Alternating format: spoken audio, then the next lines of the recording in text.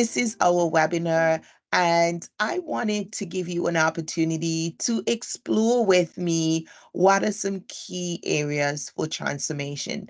So, I do have some slides that I will be putting on, and you will hear me. I'll be teaching through the background, we'll be talking, and we'll be going from time to time. We'll be looking at the slides and then going back into conversation because this is such an important topic. I do want to have as much time with you as possible to talk about it.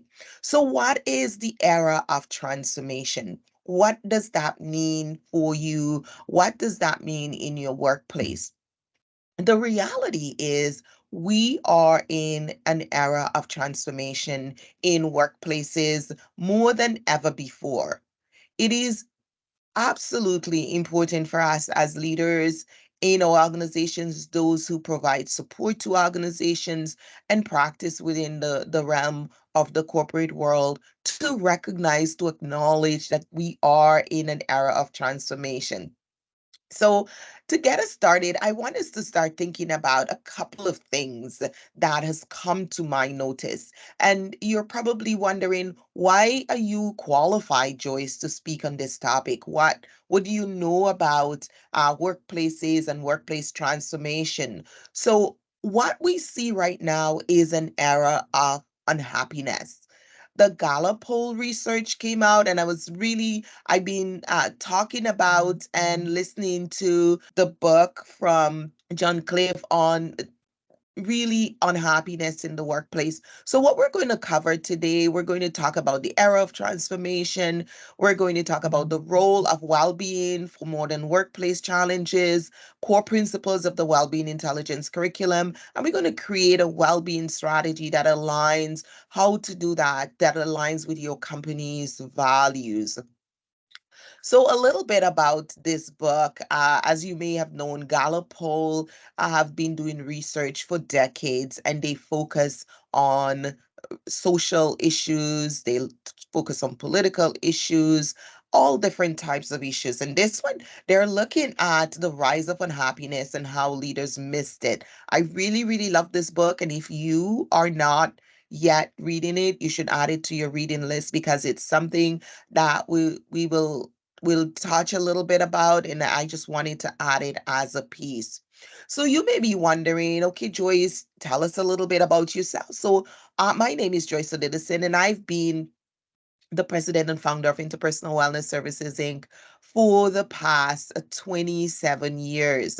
Actually, it's 27, since 1997, we have been tackling intra and interpersonal issues that promote unhappiness at work. So we're looking at what causes unhappiness at work, what are the challenges around unhappiness in the workplace, and how do we help organizations to do that.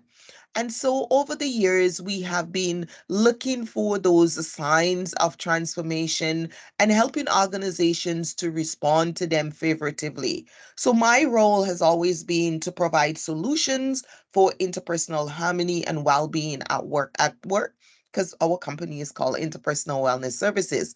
And we do that through coaching, workplace transformation. We go in to do anti-racism and diversity, equity, and inclusion, harassment intervention, corporate learning and development, a lot of training and development for leaders, for employees, for teams, continuously providing support and looking at the trends, looking at what's coming up.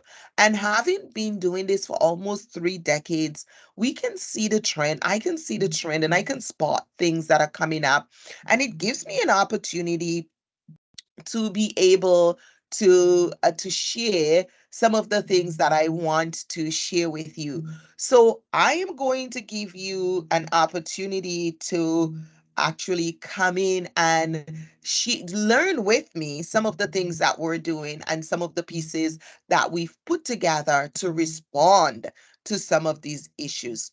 So, what we will do overall here is, as I said, I will share some slides and then I will also come back and talk with you face to face because it's not just going to be a slide presentation. I do want to hear from you. I want to talk with you and I do want to engage with you.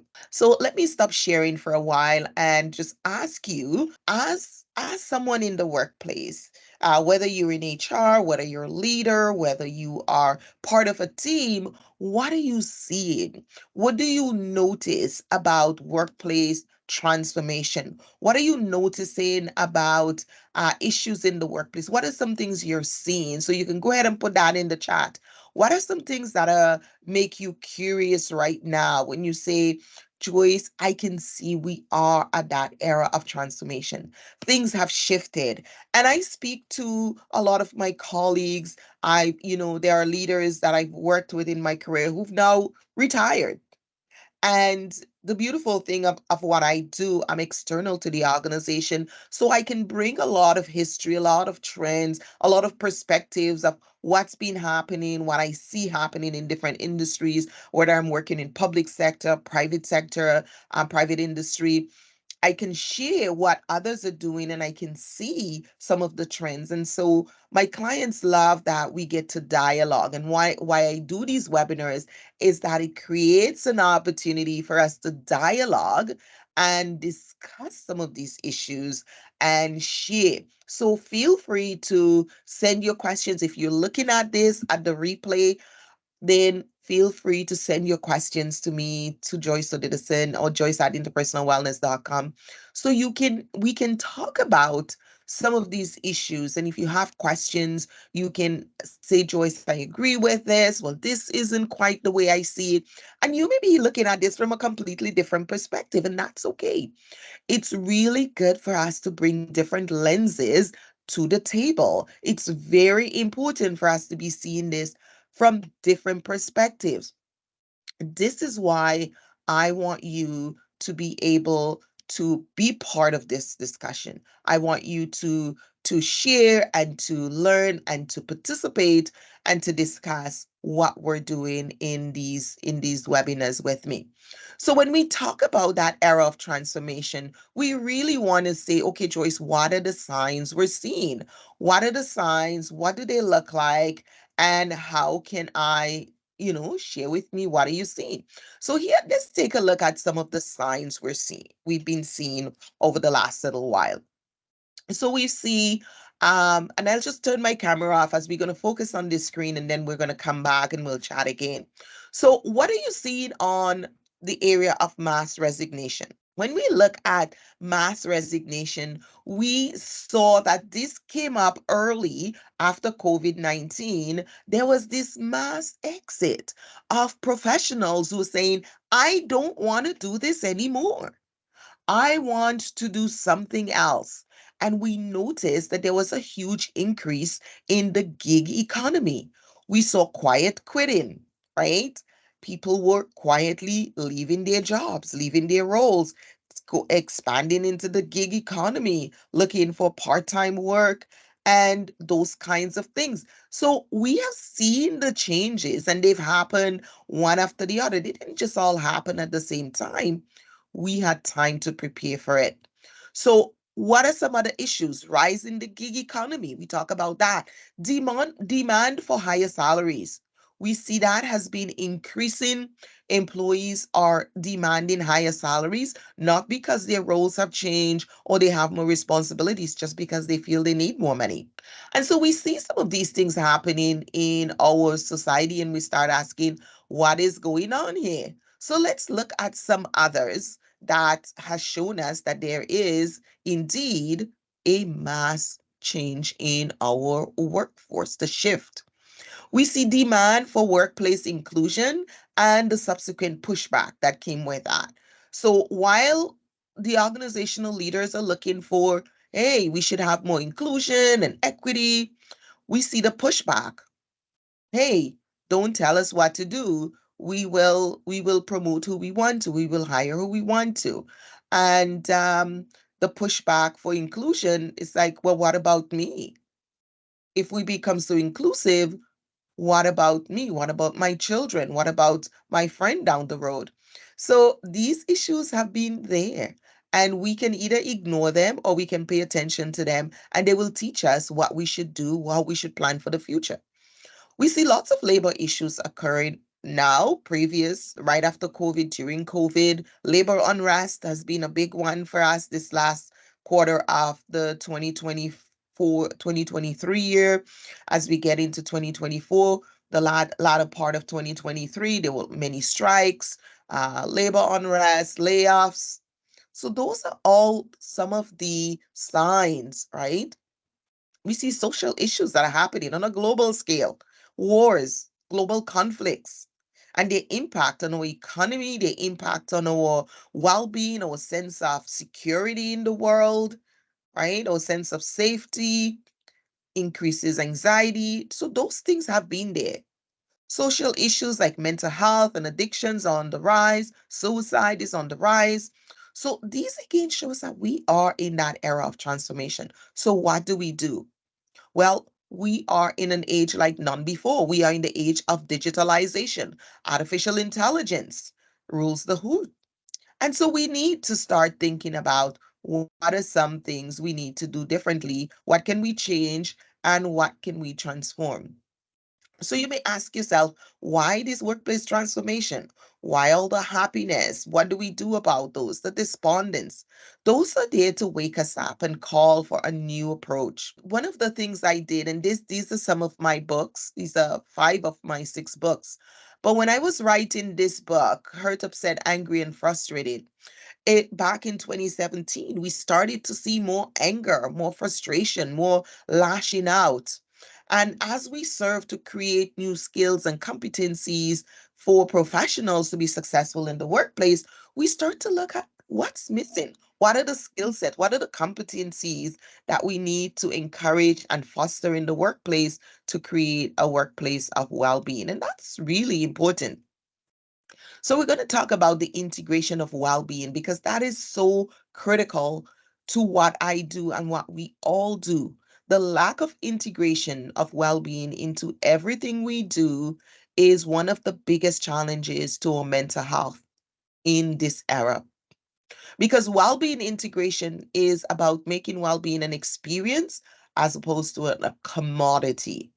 It should be something that employees experience at every level of the organization. Daniel Siegel in his work, and he's one of the top renowned psychologists, and he talked about understanding the connection between the brain and the human mind and body. And he said, when we understand that, it is the first step to well-being. Because he write in his work that logic and mindset, intuition and relationship does work together for us to get that purposeful engagement, for us to get that positive vibration, relationship with self and others, conflict management, self-awareness. These are all aspects of our well-being. And so, what we do with the Wellbeing Intelligence curriculum is to create learning and development by creating awareness of the integrated nature of wellness and for well-being and highlighting the interconnectedness of the domains of wellness. And this is where we go into looking at the dimensions of wellness and creating the opportunity to develop the competencies that promote well-being intelligence at work and in life because we need well-being intelligence in every aspect of our life. So here you will see the dimensions of well-being. And in these dimensions, we're going to look at the 9 dimensions of well-being: spiritual, social, emotional, occupational, interpersonal, physical, financial, environmental, intellectual. These dimensions of well-being are critical to how you and I live and work well. And this is the system, this is the model, the framework that the entire curriculum sits on. It sits on the foundation of 9 dimensions of wellness and 12 well-being competencies. So as you can see, the 4 dimensions to the left are interconnected, all connected by the interpersonal, which is the core dimension. On the right, you see the same thing. These 4 are interconnected and connected to the right quadrant of the interpersonal dimension. So everything we do in our life has an interpersonal element to it. And this is what we do when we teach interpersonal well-being. We go back and help people to start see how interconnected we are and how everything we do and everything we say in our lives and our interactions have an interpersonal connection. Everything we do, has an interpersonal aspect to it. And it's critically important for us to ensure that we are maintaining that interpersonal realm of our lives and taking care of ourselves so that we can be successful in what we do and say. The other aspect to the model are the 12 competencies of well-being. And the competencies are integrity, attending, belonging, responsible communication, self-mastery, vision, engagement, resilience, vibrancy, capacity building, interdependence, and innovation. So these 12 competencies are rolled out one competency per month.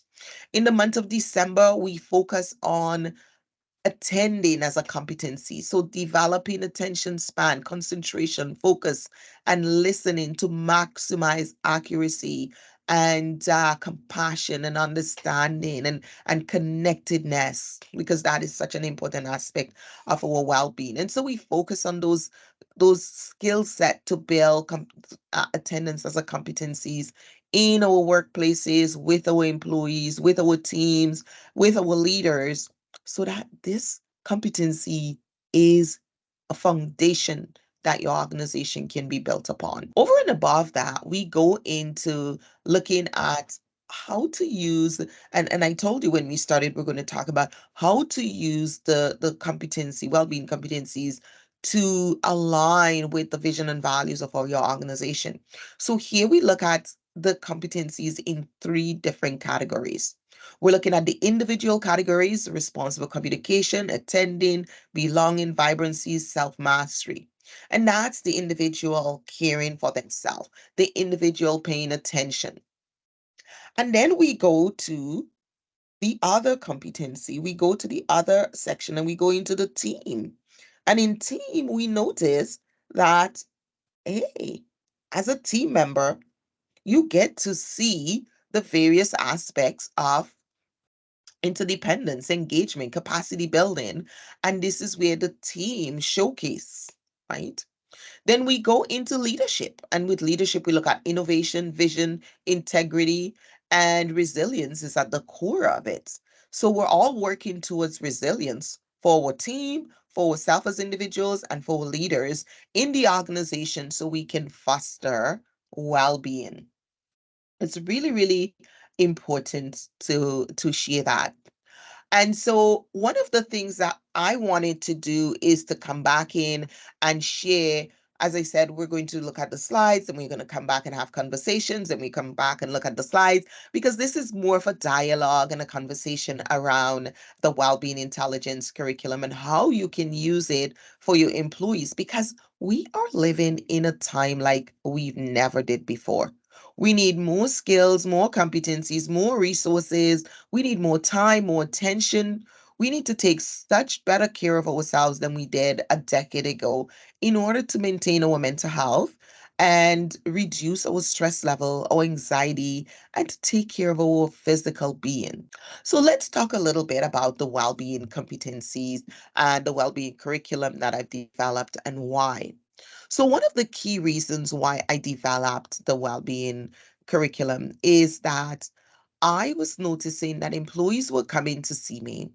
And as they came to see me, there were voids in their lives. There were areas where they were not doing well. And in order for them to be successful, they started compensating. And in their compensation, they were not looking at what they were leaving out. And many times employees would come to work with us, but we started to notice that they would make comments about areas of their lives they were not doing well in. And through that process, we started to notice, okay, what if you were doing well in that area? What would happen? What would really happen if you started to do better in that area?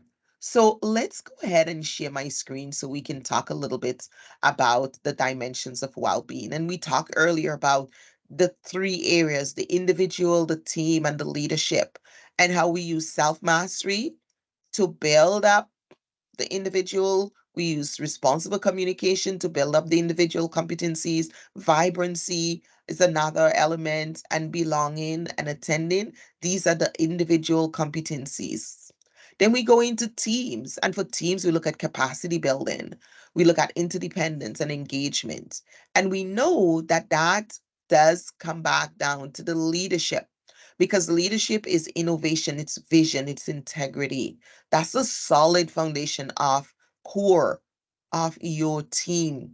And developing those competencies will build resilience within your team, within your group, within your organization. And it's a rippling effect. It will keep rippling out to the individual, the team, the leadership, and come back in.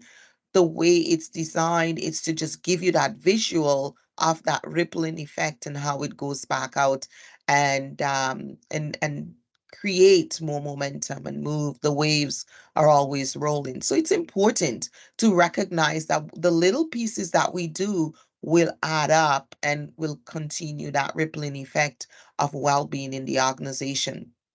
And so one of the things I wanted us to do, and I'm going to go into and pull up the slide on the model, because I think this is where we will spend a lot of our time, is looking at the well-being intelligence system.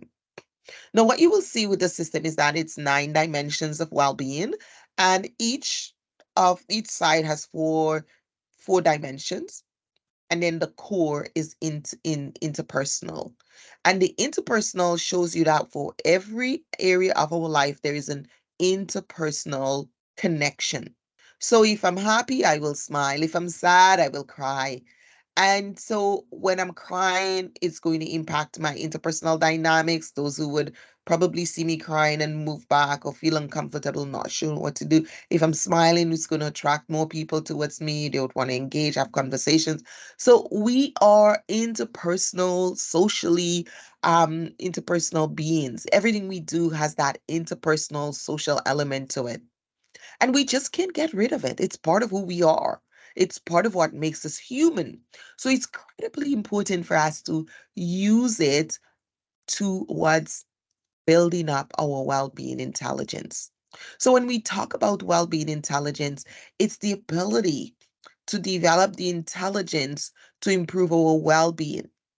And with the system, it allows us to see all the dimensions of well being and all the little areas that we can develop to build and boost our competencies and improve how well we are in those various areas of our lives.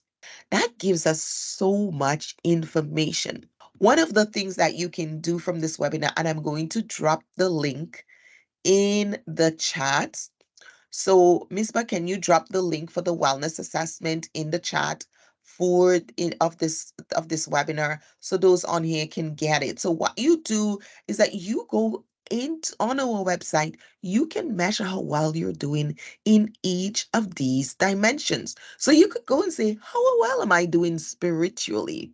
How well am I doing socially? How well am I doing emotionally? How well am I doing occupationally, intellectually, environmentally, financially, physically, and interpersonally? So in the chat, you will see the link, and we'll also make it available when we post the recording for this webinar, where you can go and measure how well you're doing in these 9 areas of your lives. And then you will be able to learn why these competencies align. So when you look at these competencies, when you look at integrity as a competency, it aligns with spiritual well-being. Social well-being aligns with responsible communication. Emotional well-being aligns with self-mastery. Occupational well-being aligns with engagement. Intellectual aligns with capacity building. Environmental, interdependence. Financial aligns with innovation. Physical align with vibrancy. And interpersonal aligns with resilience. And because our organizations work from a fiscal year for 12 months, we've added 3 additional competencies. Belonging, which aligns with our competencies in the whole area of well-being. And then we have attending, which really focuses on our ability to connect and create community. And then, of course, we work on the other competencies one more competency that you won't see here, and that is the one called vision. And with vision, we looking at where we go in the future. What are we doing? How are we planning? And what is the vision, the well-being vision that we have in our organizations? How do we recruit? How do we bring more people on? How do we share that vision? How do we align our values and mission of our organization so that these competencies are not just spoken of, but they're integrated into every aspect of the organization and everything that we do. So that's a big part of the competency teaching that we do to help you to develop those in your line of work. So in your organization, you will notice that we have two different aspects of competencies. We have the relational and the performance-based competency.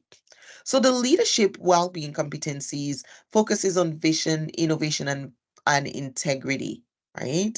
It's both relational and performance-based.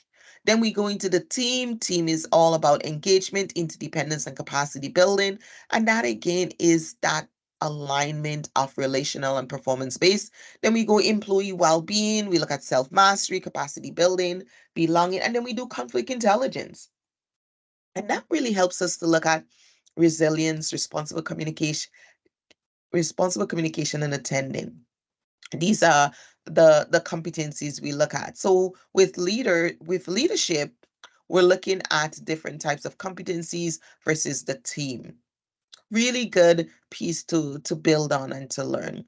One of the things that we've done also at IWS is we've not just developed the competencies, we've also developed the well-being KPIs. So behind the wellness system is the wellness assessment, and behind the wellness assessment are the well-being competencies. And then behind the well-being competencies are the well-being KPIs. And these are the measurable aspect of the curriculum that we can measure to see our level of well-being and are we meeting the KPIs that are set out. So this is a huge aspect of the transformation in organizations. We're not just saying here's what you should do and how you should do it. We're saying let's actually measure to see if it's working. Let's learn more about what we're doing and why we're doing it and how employees are responding to it so we can be more informed. And this is the intelligence part. You want to use information to get us more informed so we can be more successful. As you know, our workplaces have changed with the advances in artificial intelligence. AI is being used to do a lot of things that employees used to do. A lot of the automated aspects of work have been branched out to AI. And so you don't need employees sitting around doing those anymore when you can use AI. So if you're looking to get the well-being KPIs, you can scan this QR code and it will give you access to the well-being KPI. And so what we've done is to go ahead and look at the various competencies, put them out here, look at how they work. And then we have some downloads on our website that you can download. The first one we look at is the Wellbeing Intelligence Curriculum. This is the document that you can download and read. And it gives you lots of other areas where we can do it online. We have online courses about well-being that will help you to expand. And then we have the download where you can get a full access to the curriculum description and write up and how we actually enact the curriculum in your organization. So it really helped to develop that global mindset, mastery, and well-being competencies needed to excel in the digital age. We are in that era of transformation. We cannot continue doing things the way we used to do before and expect it to last. So some of the challenges our organizations are saying to us is that trust is an issue. There's low trust among employees, especially with remote work, and employees are not seeing each other.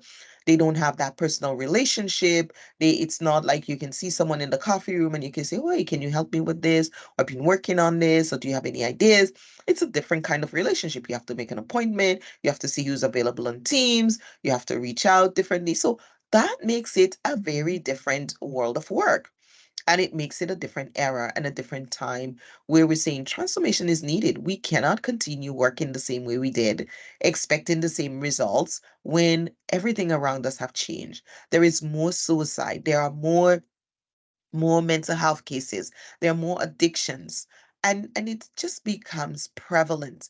And just about everyone I speak to have an incident of well-being in their workplace, of mental health or addictions or suicide, and it's becoming second nature.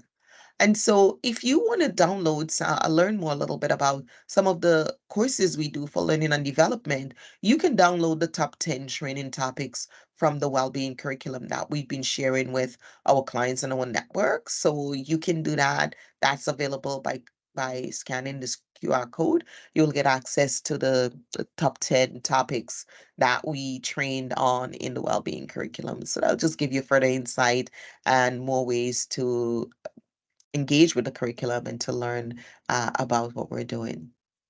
All right. So the next piece we're going to focus on are the key metrics, because the key metrics are foundational to the success of the model. Because when we look at for your key metrics, you want to enhance trust and credibility with customers and stakeholders, then you have to ask yourself, what do I need to do to accomplish that?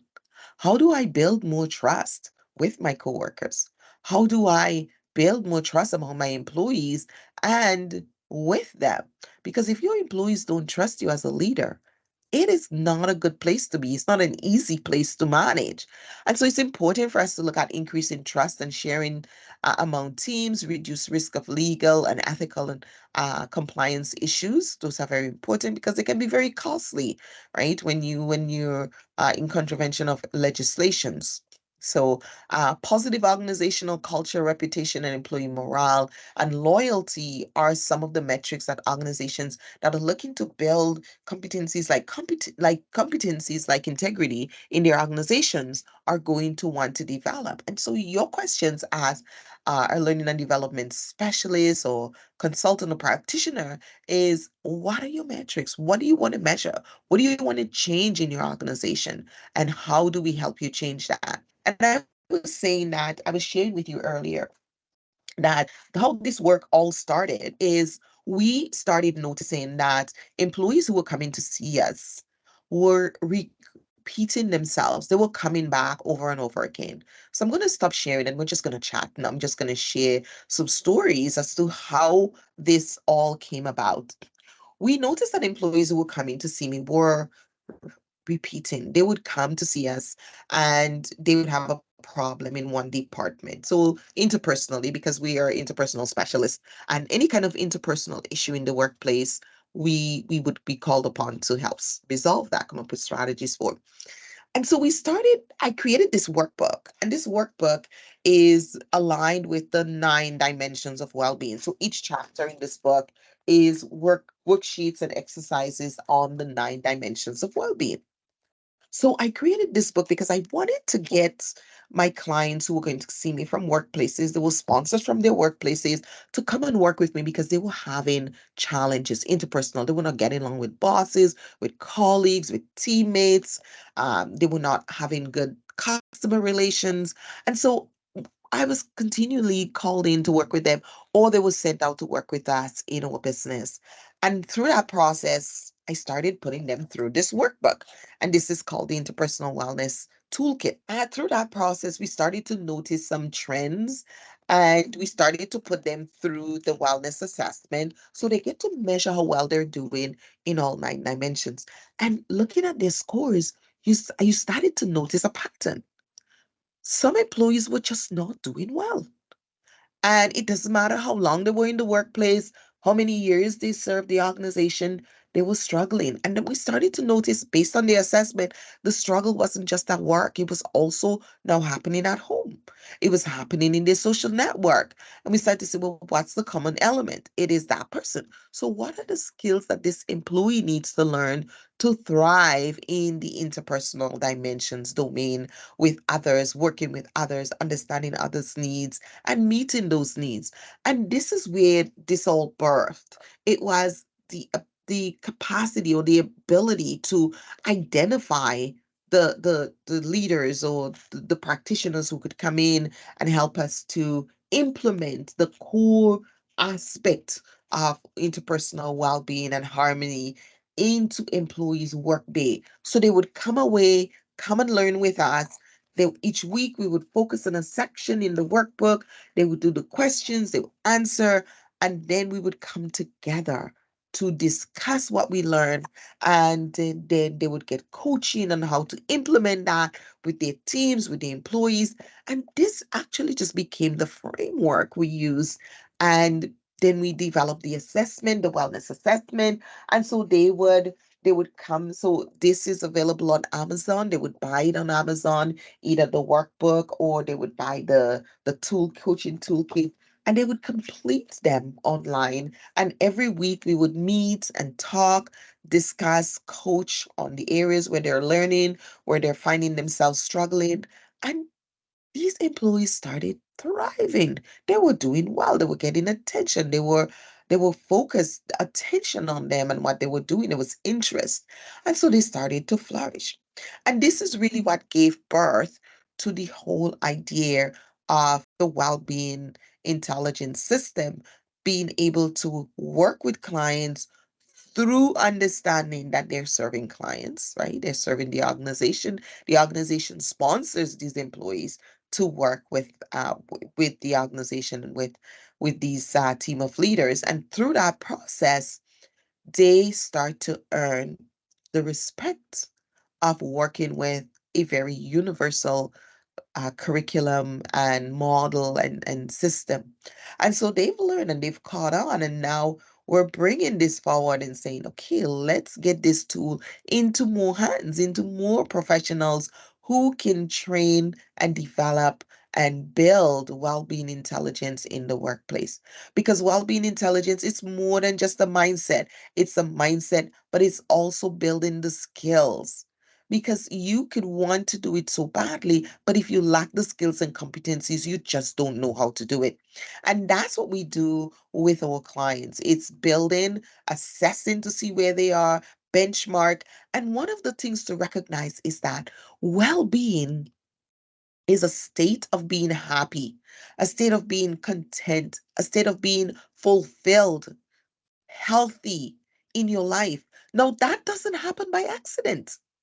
You have to have a plan. You have to have a strategy to build the pillars of well being into your life. Otherwise, you're always going to be envious of your neighbor. You're going to be looking at everybody else's life and feeling sad about yours because you haven't done the work. You spend so much time looking at other people's that you're not putting in the time to take care of your own well being. And that's critically important. You cannot be well without taking the actions necessary to build a life of fulfillment, contentment, success, wealth, and health. That's what well-being is. It is a state. We arrive at well-being. We do not just become well-being. We it's a state. So while we could do wellness practices, we can do wellness activity, these will help to lead us to a state of well-being.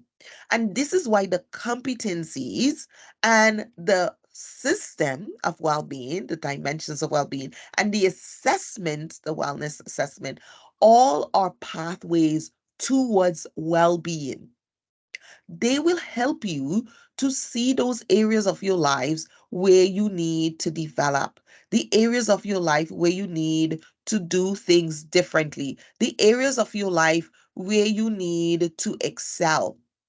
Because as we do that, you're going to recognize that this actually is your whole life. There isn't a person who is hearing my voice right now who doesn't have one of these dimensions in their life. I couldn't sit here and say, oh, I don't care about spiritual. I don't have a spiritual element. Then I would be telling a lie, because spiritual is breath. It is purpose. It is vision. It is self-esteem. It is core values. It is balance, right? It is hope. It is trust. It is integrity.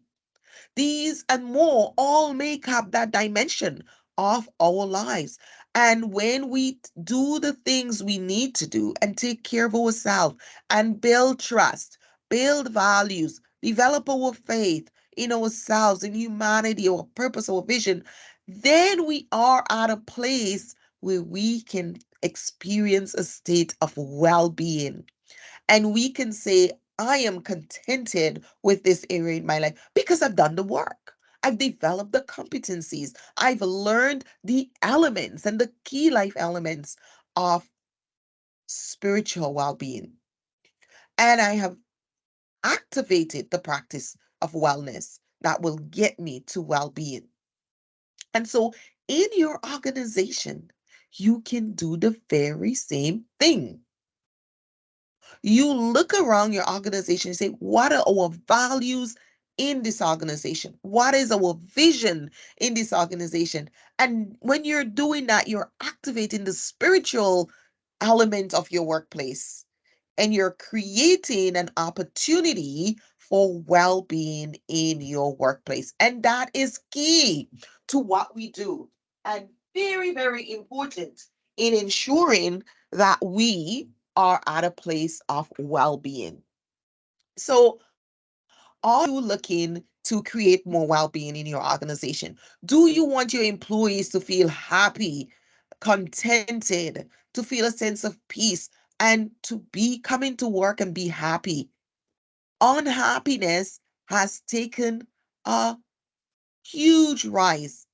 Employees are more unhappy now than ever before. We have higher rates of employees hurting each other, committing violent acts at work, physical violence to themselves, suicide, and it's not just a work problem. So when we talk about the era of transformation, organizations need to get out of, leaders need to get out of their head and say, oh, it's just what we do at work. We need, in the era of transformation, we need to teach employees how to live well.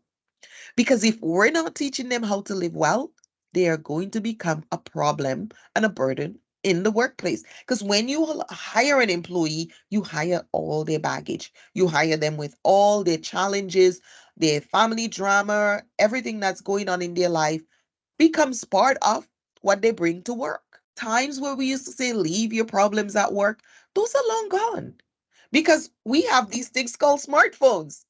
And so clients are saying, oh yeah, my ex-husband has been texting me. My not just my ex-husband, but my ex-husband's new wife is mad at me and is sending me word. Like it's our lives are so complicated. We have so many different versions of family and different cultures and different dynamics happening in our lives. And when I first went into the workplace, there was no cell phones. There was a receptionist who took messages. There was a landline, and people would call and leave a message, and the receptionist would write it down. And when you go for your coffee break or your lunch break, she would give you your messages.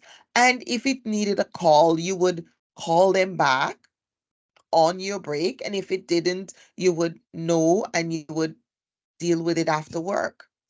Now they have your smartphones, they have your email, they have you on social media. So you get the pings, you get the message, you get the text message, you get the phone calls, and you are working.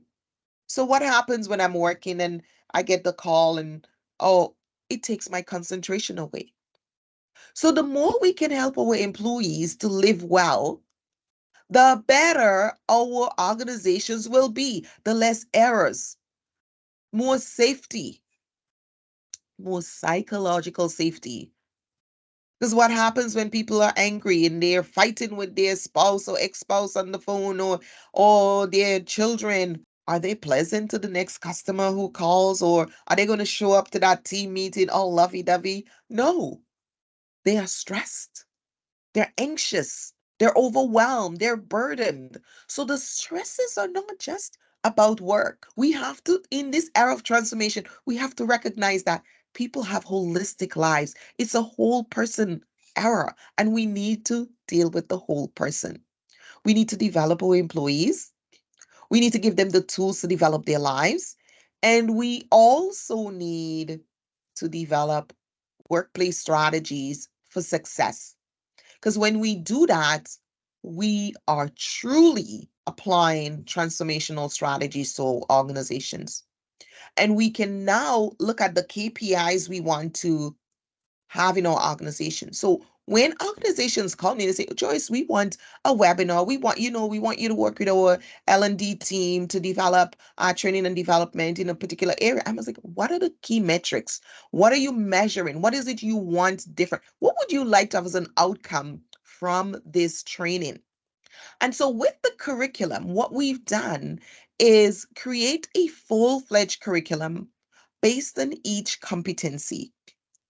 Based on the competency, it now determines what element of training that you would bring into your learning and development part of your organization. You would be able to look at your leadership training and see, where do you need to adjust? What you need to do? How do you implement and integrate well-being into the core of your organization? You see, we don't do workplace wellness like everybody else, because too many times workplace wellness is something we do, those people do, other people do. We focus on workplace well-being and the intelligence of well-being because we want well-being to be part of the foundation of the organization. So part of what we do in the strategy with the curriculum and the competencies, we're looking at how do you implement the competencies into your organizations based on the key metrics, right? The KPIs, and into your leadership training. You can implement well-being into your leadership training. And we've been doing that successfully for years.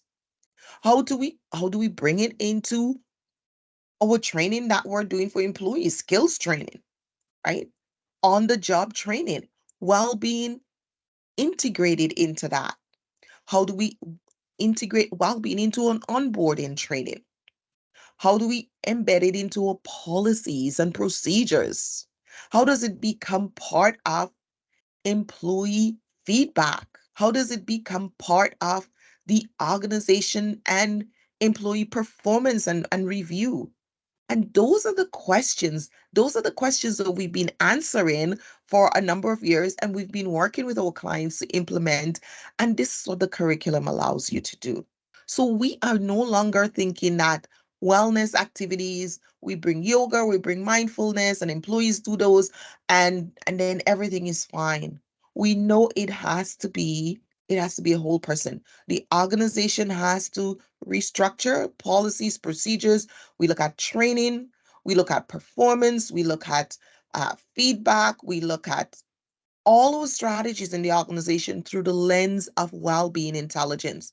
What do we need to do in our organizations to ensure that our employees are able to get nuggets to improve resilience, build resilience, improve well-being, build mental resilience, emotional resilience, understand how well-being integrates to all aspects of their lives, and environmentally, of course, the organization, their colleagues, their workplace.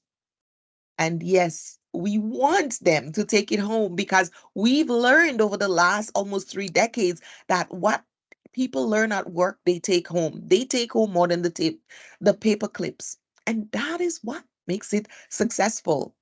Because they tell me, Joyce, I went home and I shared this with my teenage children and I shared it with my spouse and I shared it because they're like, they want to be well. Employees want to be well. They want well-being in their lives. They want to be happy. Nobody wants to be miserable. Everybody wants to be happy. And so, as an organization, you have the ability as a leader in your organization to provide them with the tools for well-being in every area of their life.